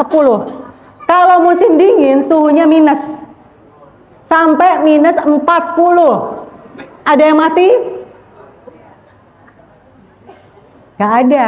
Karena pada dasarnya orang tuh harus kuat dingin. Jadi kalau yang sudah mulai gak kuat dingin, itu udah salah satu pertanda tubuhnya mulai ada penyakit. Gampang ya? Tinggal ngecek diri sendiri. Mandi pakai air dingin gak kuat. Ayo. Pokoknya gak kuat dingin ya. Kenapa? Gak apa-apa, gak kuat panas itu gak masalah. Tapi dingin. Ya, jadi gak kuat dingin. Satu, ya, ini bukan dan. Ciri-ciri lainnya, yuk siapin meteran nanti di rumah. Lingkar pinggang perempuan gak boleh lebih dari 80.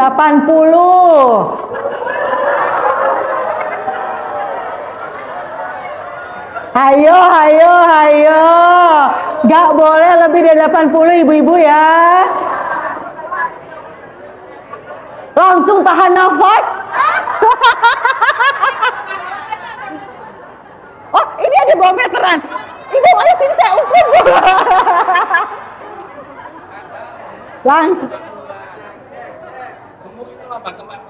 Oh, makmur untuk dokter, Pak. Katanya gemuk lambang kemakmuran.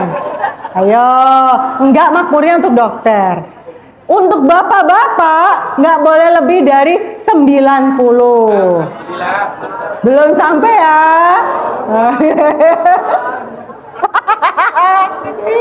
Nggak apa-apa, belum nyampe. Nah, kalau ini harus pakai pemeriksaan lab. Trigliserid dibagi HDL harus di bawah 1,9. Susah, harus ke lab dulu. Lingkar pinggang sama dingin atau enggak. Ya, lanjut lagi. Siapa yang mulai hipertensi? Siapa yang udah mulai senggol bacok?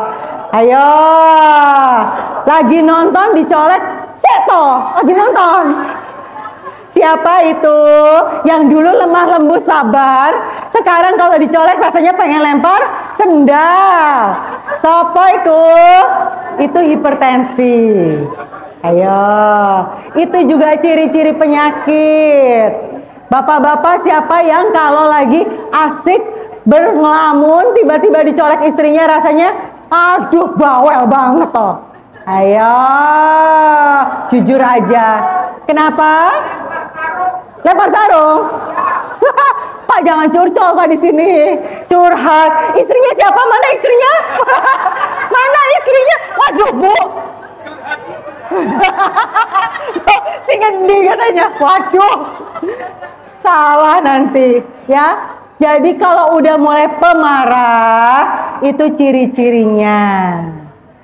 Cara biar taunya, Mbok tanya anak-anak di rumah. Kalau tanya pasangan kan takut, nanti saling padu kan nggak boleh ya. Tanya anak-anak yang jujur. Ibu itu suka marah nggak? Kalau dijawab ibu nanya lagi, itu berarti suka marah. Bapak itu suka marah-marah nggak? Bapak itu lupa ya, baru aja marah. Ayo, itu hati-hati, udah tandanya penyakitan. Mbok kurangin makannya nggak benernya. Lanjut. Ini gula darah meningkat, ini harus cek darah. Ya, agak mahal. Udah, nggak usah. Kalau punya duitnya boleh. Tapi kalau nggak ada, udah. Pokoknya pemarah dulu. Cirinya gula darah meningkat tuh ada loh, gampang. Gampang banget cirinya. Mulai keluar keriput di sini. Nih lihat saya nggak ada keriputnya kan ya. Karena saya nggak makan gula. Kalau ke dokter kulit tuh orang-orang kaya ke dokter kulit, dokternya juga nggak ngasih tahu. Nggak boleh makan gula, padahal gampang banget stop, nggak ada takut. Ngasih unyu-unyu. Boleh dipegang, nanti kalau mau salaman boleh pegang kok, boleh. Ibu mau pegang? Monggo Bu, sini Bu, pegang Bu. Monggo Bu, sini Bu. Sini Bu, nanti cerita ke teman-temannya. Sini Bu, sini Bu. Sini Bu. Monggo Bu, ayo Bu, ayo, iya Bu, ayo. Monggo Bu. Stop. Stop.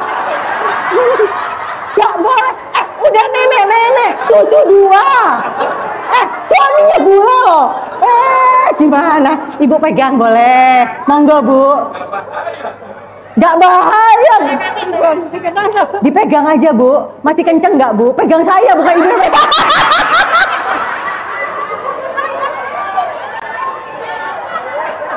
Monggo Bu, Ibu. Ditampar juga boleh kok Bu. Monggo dipegang aja. Masih kenceng nggak? Masih kenceng nggak Bu?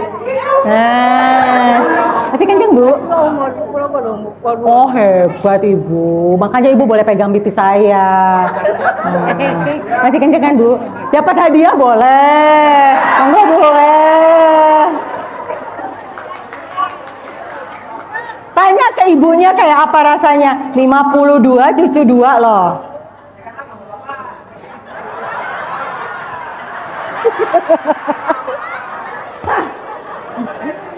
Gimana iki? Ampun. Monggo ini gimana ini? Harus diapain Pak? Bandel ya. Aduh. Gak apa-apa. Tandanya masih darah muda ya. Nah. Manusiawi ya, udah, gak apa-apa ya, itu salah satunya. Lalu anak-anak nih biasanya kalau di sininya menghitam, lehernya menghitam atau ketiaknya menghitam di anak-anak, itu tandanya dia sudah mulai mendekati diabetes. Bukan kepanasan. Kita suka bilang ini anak kepanasan, bukan. Dia udah kebanyakan gula tubuhnya. Ya, periksa. Bukan kepanasan, mambu matahari, bukan. Ya, itu di anak-anak. Nah, ini juga brain fog. Cirinya brain fog apa? Nun sewu ya Bu ya. Cirinya itu kayak tadi, disuruh pegang pipi saya, dipegang pipinya sendiri.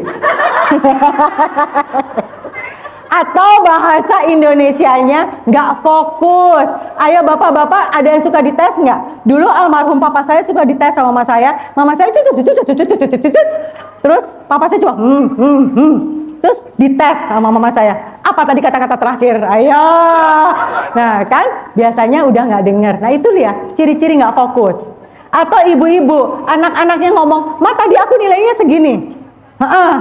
Tadi parapotan merah semua, marah. Loh kan aku udah kasih tahu. Ayo, itu cirinya kita nggak fokus. Atau saya dari tadi ngomong, udah nggak dong. Ngomong apa sih itu nih Ken? Ayo, itu juga. Atau nonton TV sinetron, iki sopo. Nanti muncul lagi, loh mukanya mirip. Siapa lagi? Ayo. Itu juga udah ciri-ciri. Gampang ya? Nah sekarang dari ciri-ciri tadi ada nggak? Salah satu aja udah mulai hati-hati. Karena mencegah penyakit lebih gampang kan ya, daripada sudah sakit. Ya kan? Yuk kita lanjut. Nah, ini tadi karbohidrat. Makanya orang kadangkala di sini ini susah banget nggak berhenti karbohidrat. Salah satunya mungkin nanti ada bapak ibu yang bilang, lah itu di Cina makannya mie terus. Kok sehat-sehat? Karena di sana nggak ada Gojek, kemana-mana jalan. Bawa di sini juga jalan. Ke Surabaya jalan sana. Jalan, betul-betul jalan. Saya setiap hari kalau di Kanada kita pakai mobil itu dianggapnya kampungan. Kalau di Kanada orang pakai mobil itu dibilangnya kampungan. Jadi mobil biasanya cuma parkir doang. Hanya kalau kepentingan penting. Kemana-mana kita jalan. Itu bisa 3 jam kemana-mana jalan, betul-betul jalan. Yuk coba, masih mau makan karbo? Jalan. Atau misalnya ada yang nyawah terus-terusan, ya iya, nyangkul dan segala macam, tetap sehat. Mau makan nasi terus? Boleh, tapi jalan, bergerak. Nggak enak ya? Nanti ketinggalan drakor. Ada drama apa lagi sekarang yang lagi diikutin? Nggak pernah lihat? Bagus. Lanjut. Ini salah satu efek dari obat-obatan anti diabetes. Ada selalu dikasih tahu bahayanya, tapi kalau di sini sayangnya nggak diinfo. Hanya suruh minum, ditakut-takuti bahaya diabetes. Betul, kalau sudah kena diabetes bahaya banget. Bisa merusak liver, merusak otak, amputasi kaki, mata buta. Tapi kan ditakut-takutinya ngobat seumur hidup. Nggak ada kan kalau ke dokter dibilang stop nasi. Pasti dibilang masih boleh makan nasi, 3 sendok makan boleh. Bener? Sembuh nggak? Nah kan, padahal sebenarnya gampang, stop aja itu. Ya, lanjut. Nah, sekarang sudah selesai sampai di sini, kita bisa tanya jawab. Waduh, udah langsung sebentar. Boleh tanya jawab? Monggo, gimana caranya ini, panitia? Mbak Desi, gimana caranya? Yang tanya jawab ini gimana? Hah? Angkat tangan, katanya nanti ada yang ngasih mic-nya. Untuk sebentar. Monggo, atau berdiri aja. Nanti saya tunjuk berdiri, yang berdiri aja. Monggo, berdiri. Ibu, bapak yang mau nanya, berdiri. Jangan angkat tangan, berdiri. Dihukum. Ayo temenin saya berdiri. Ya, satu-satu ya. Oke. Monggo, bapak dulu. Kita kasih bapak dulu. Monggo, Pak. Siapa yang bisa kasih mic-nya ya supaya kedengeran? Oh, udah ada. Monggo. Ayo, pada ngantri belakang mic.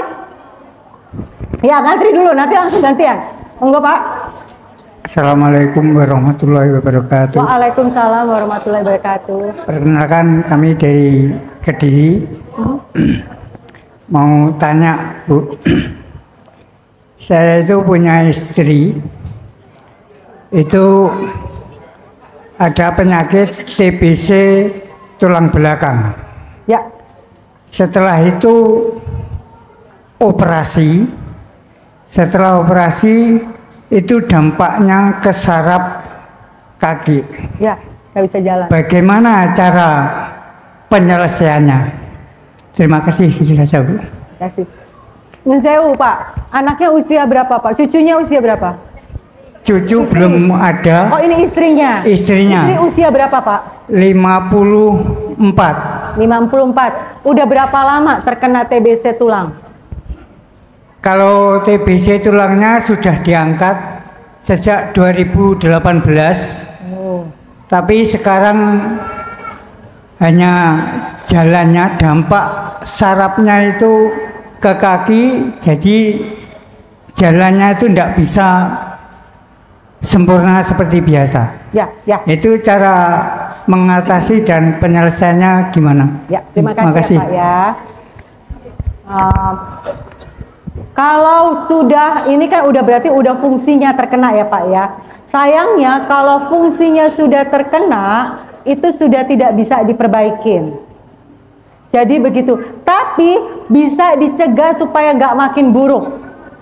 Salah satunya yang bikin buruk tadi cerita saya, diabetes. Kalau ada diabetes, makin buruk, cepat sekali buruk. Nanti bisa-bisa nggak bisa jalan. Nah, Bapak kalau berkenan, ada Labkesda, namanya itu lebih murah, bisa cek diabetesnya dulu Pak. Siap. Jadi kalau diabetes belum, namanya tadi ceknya HbA1c. Nanti kalau Bapak bingung, Bapak bisa WhatsApp ke grup saya, gratis, nanti dikasih panduan apa yang diperiksa. Ya, nanti karena kalau udah rusak nggak bisa diperbaikin. Tapi hati-hati, diabetes itu merusak saraf. Nah ini karena sarafnya udah separuh rusak. Jangan dibuat makin rusak, segera dicek diabetesnya. Oke Bapak ya? Ya, matur nuwun ya. Ya, sekarang bagian ibu-ibu dulu gantian ibu-ibu. Monggo. Assalamualaikum warahmatullahi wabarakatuh. Boleh ke situ? Ya, monggo. Manggilnya gimana ini? Kak Lanjut, ya, manggil lanjut. aja. Ini Umi yang alami ya, untuk Ya. Umi khusus ya. Ya. Umi kan suka kepiting ya Kak ya. Ya. Panggil aja Kak biar suka kepiting ya. Ya. Jadi nasinya itu cuma 1 entong ya, tapi 1 centong, Bu. sebentar Ya, ya. enggak, saya Ini menekankan. selama 3 hari memang dalam keluarga itu hanya Umi aja yang suka gitu Ya, ya. Jadi selama 1 hari, 2 hari, 3 hari itu mulai sakit di sini. Itu dimarahin anak karena anak saya juga sekolah farmasi, jadi sering dimarahin. Dan sedangkan itu kesukaan Umi, gitu gimana cara menanganinya? Sedangkan Umi suka. Yang kedua itu Umi suka.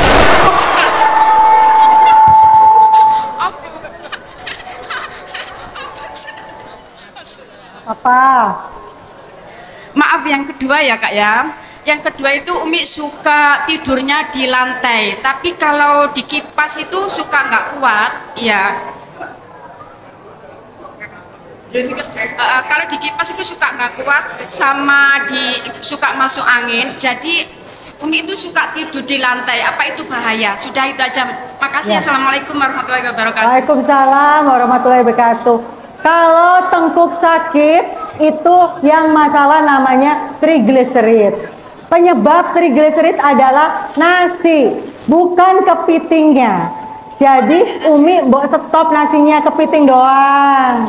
Ya, itu bisa. Nah, lalu tidur di lantai, masalah atau enggak? Kalau lantainya nggak basah, nggak apa-apa. Nggak apa-apa. Tapi udah ada pertanda gampang sakit.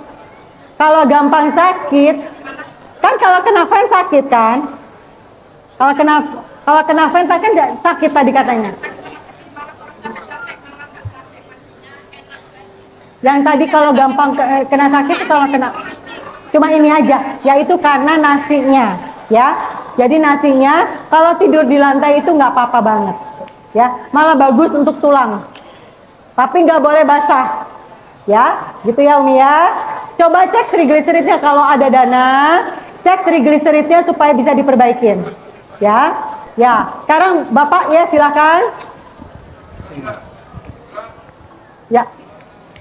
Assalamualaikum, saya dari Kota Nganjuk, nama saya Bapak Tukeni. Ya Bapak Tukeni. Saya usia 58. Ya Pak. Bagaimana cara mengatasi gula darah? Sekarang gula darah saya itu minimal 350, bisa mencapai 600. Aduh.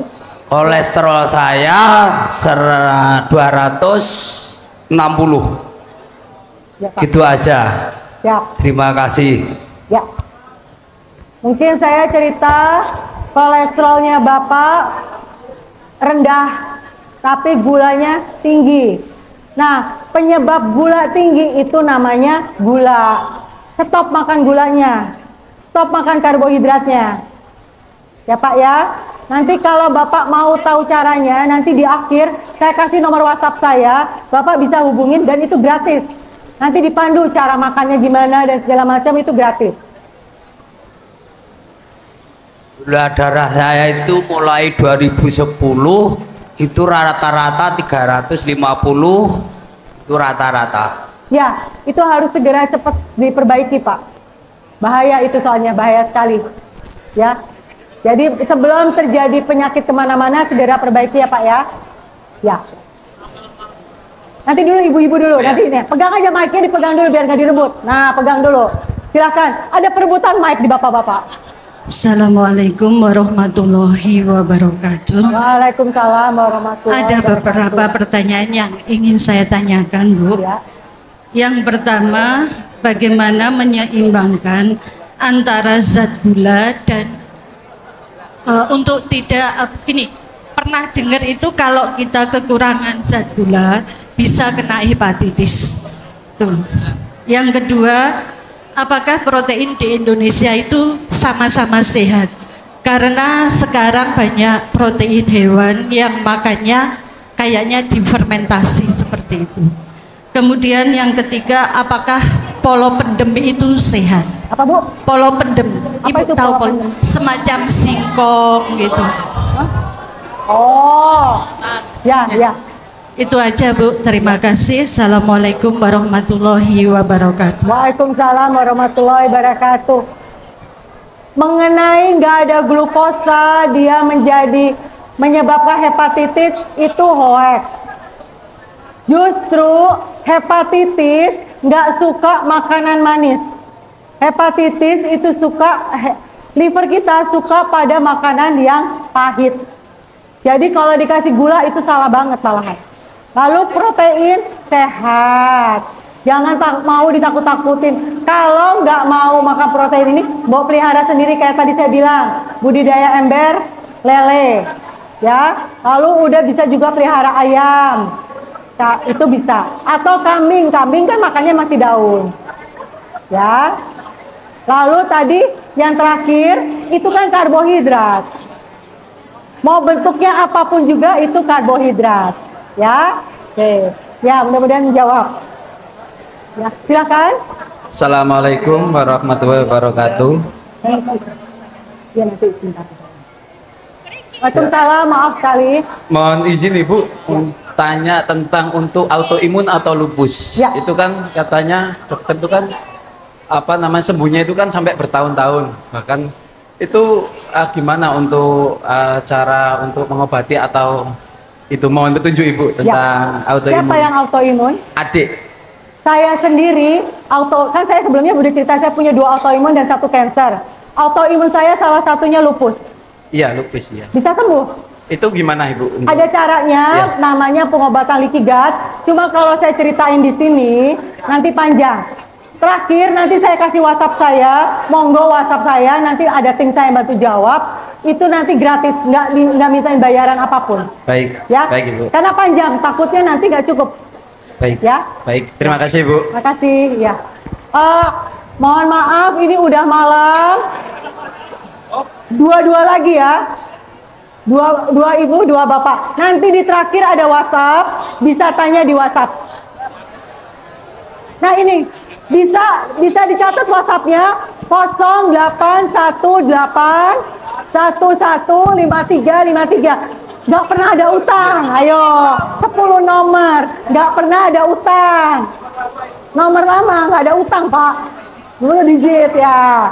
Yuk 2 lagi ya, 2 lagi. Monggo. Assalamualaikum warahmatullahi wabarakatuh. Ya. Kebanyakan biasanya Genci itu sering tidur malam, nggak bisa tidur. Nah paginya itu sering lemes. Apakah salah satunya itu dari makanan? Terima kasih. Sebentar, tanya dulu. Nggak bisa tidurnya karena lagi ada tugas atau sudah mapan di tempat tidur tapi tetap bangun? Sudah mapan, terus susah tidur. Yang dikerjain apa? Nggak ada. Baca handphone. Iya. Nah, handphone salah satunya membuat nggak bisa tidur. Ya, jadi itu sebetulnya udah salah. Nggak bisa tidur itu bahaya ke tubuh. Nah, tapi sebetulnya gara-gara coba 1 jam sebelum tidur handphonenya ditaruh. Ya, oke. Terima kasih. 2 lagi, ayo, monggo Bapak. 2. Monggo, bisa tolong itu di. Assalamualaikum warahmatullahi wabarakatuh. Waalaikumsalam. Nama saya Junis Woro dari Mojokerto. Monggo Pak. Pertanyaan saya, pengganti makan selain daging. Tadi kan daging kan, misalnya telur rebus, atau tempe, atau apa gitu. Siap. Soalnya kalau daging kan kita susah dapatkan, mahal gitu ya. Terima kasih Bu. Bapak, daging itu kan bisa ikan. Bapak, daging kan bisa ikan. Bapak Ibu ingat-ingat ya, tahu tempe zaman sekarang udah GMO. Zaman dulu kedelai masih warna kuning. Zaman sekarang udah putih. Itu bahaya banget. Hati-hati. Boleh, monggo. Tapi jangan pakai nasinya ya Pak ya. Ya. Dah, satu lagi, tinggal satu lagi. Assalamualaikum warahmatullahi wabarakatuh. Belum. Saya Bu. Ibu dulu. Saya Bu. Ibu dulu. Assalamualaikum warahmatullahi wabarakatuh. Waalaikumsalam warahmatullahi wabarakatuh. Perkenalkan, nama saya Umi Azam dari Jombang. Ya Umi. Saya menderita tumor jinak Bu di lutut. Ya. Kebetulan pas di sarafnya kaki. Ya. Nah sudah 3 tahun, tapi waktu saya minta operasi sama dokter katanya itu bahayanya kalau dioperasi itu sama sebelah tubuh saya kan sudah ciri stroke ringan ya Bu ya. Ya. Nah itu saya sementara ini sudah capek dengan sementara ini saya sudah capek dengan obat-obatan, jadi saya pakai ilmunya Gus. Jadi kalau saya nggak lapar, saya nggak makan. Untuk gula-gula saya hindari semuanya, sama mengkonsumsi herbal. Untuk langkah selanjutnya supaya saya tetap bisa ilmu amal istiqomah dalam belajar ini, saya harus konsumsi apa? Nah ini panjang Bu, karena kalau tumor itu harus ada cara mematikan tumornya. Kalau berkenan, nanti WhatsApp ke nomor ini ya Bu ya. Nanti dibantu sama tim saya di sana. Monggo ya Bu ya. Kasihan udah pada mau bubar soalnya ya Bu ya. Satu lagi. Assalamualaikum warahmatullahi wabarakatuh. Waalaikumsalam warahmatullahi wabarakatuh. Saya Bu. Waduh Pak. Terima kasih untuk Ponpes yang telah menghadirkan Ibu Niken. Sebelum saya tanya, saya membacakan riwayat saya dulu Bu. Iya Pak. Tahun 2010 saya itu operasi usus buntu. Iya Pak. Tahun 2014 saya endoskopi kena GERD. Ya. Grade BC. Ya. Tahun 2018 saya kena hernia pusar. Ya. Dioperasi juga. Waduh. 2019 saya kena saraf sikut, dioperasi juga. Kemarin tahun 2025 Januari saya kena prostat, ya. Operasi juga. Juni 2025 saya kena hernia juga, hernia yang di ya. Padahal saya mulai kecil sampai tahun akhir 2024 saya sering puasa juga. Ya. Oke, Pak. Pertanyaan saya melihat di YouTube atau di konten dokter ya, salah satu dokter holistik itu menyatakan kalau penyembuhan untuk prostat sampai saat ini prostat saya masih belum normal, padahal sudah dioperasi. Setelah membaca ada buah tomat untuk mengurangi prostat, disuruh makan pagi 2, sore 2. Sudah saya lakukan 1 bulan. Padahal saya punya GERD juga, itu kan berlawanan. Ya. Bagaimana untuk mengatasi prostat saya? Apakah tetap dengan buah tomat atau gimana? Ya. Satu, kedua, apakah orang yang sudah operasi prostat itu nggak bisa, maaf ya, mimpi basah atau ereksi itu aja? Padahal itu menurut dokter ada yang bisa, ada yang enggak. Ada yang buah tomat, ada yang nggak boleh soalnya punya GERD. Gitu aja. Ya, terima kasih Dok. Makasih. Makasih. Assalamualaikum warahmatullahi wabarakatuh. Waalaikumsalam warahmatullahi wabarakatuh. Nah ini penyakitnya bapak-bapak. Prostat itu mulainya dari gula. Kalau bapak masih tetap mau makan tomat tapi makannya tetap sambung pakai nasi, masih pakai jagung, masih pakai kentang, masih pakai ubi, ya sama aja prostatnya nggak sembuh-sembuh. Jadi stop gulanya Pak. Nanti Kak untuk detailnya gimana, kalau misalnya Bapak masih bingung harus gimana, Bapak bisa WhatsApp nanti ke tim saya, nanti bisa dibantu gitu ya Pak ya. Ya, jadi udah semuanya, terima kasih semua. Mohon maaf kalau ada salah kata, mohon maaf ya Pak ya. Ya, Assalamualaikum warahmatullahi wabarakatuh. Alhamdulillahirrabbilalamin. Video telah kita simak. Semoga apa yang disampaikan oleh beliau bisa bermanfaat. Kami selaku admin memohon maaf yang sebesar-besarnya. Akhirul kalam, wabillahi taufiq wal hidayah. Wassalamualaikum warahmatullahi wabarakatuh.